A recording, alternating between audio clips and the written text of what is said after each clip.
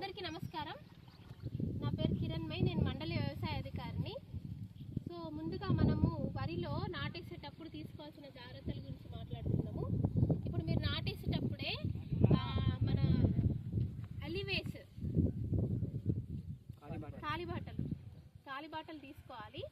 కాలిబాటలు అంటే ఏంటి? కాలిబాటలు అంటే ఇప్పుడు మనం ప్రతి 2 మీటర్లకి ఒక 20 సెంటీమీటర్లు వదులుకోవాలి నాటేసేటప్పుడే.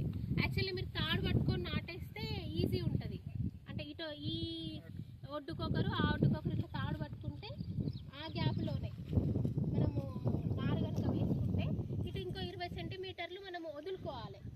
అట్లా 20 సెంటీమీటర్లు వదులుకొని మళ్ళీ 2 మీటర్లు నాటేసుకొని మళ్ళీ ఒక 20 సెంటీమీటర్లు అట్లా మడి చిన్నదైతే 1, పెద్దదైతే 2 అట్లా కాలిబాటలు తీసుకున్నట్లయితే మంచి లాభం ఉంటుంది. అది ఏం లాభాలు అని అంటే ముఖ్యంగా మనకి ఈ పిలకలకి గాలి వెలుతురు వస్తుంది. గాలి వెలుతురు లేకపోతే ఏమవుతుందంటే దోమ రోగం వస్తుంది. సో మనం ఈ దోమ రోగం నుంచి బయటపడాలంటే ముందుగా కాలిబాటలు వేసుకోవాలి. ఈ చిన్న చిన్న టెక్నిక్స్ వలన పురుగు మందులు కొట్టుకోకుండా కూడా ఉండొచ్చు. తక్కువ ధర అయిపోతుంది అన్నట్టు, పెట్టుబడి కొంచెం తగ్గుతుంది. మనకి పురుగు మందులు స్ప్రే చేయాల్సిన అవసరం లేదు.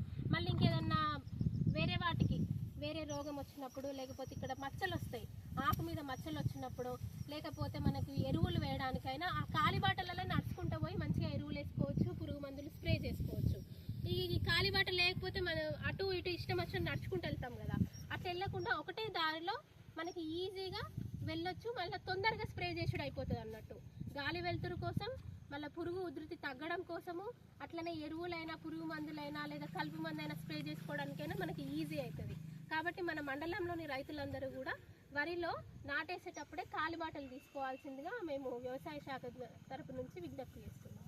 అదేవిధంగా ఇప్పుడు మనము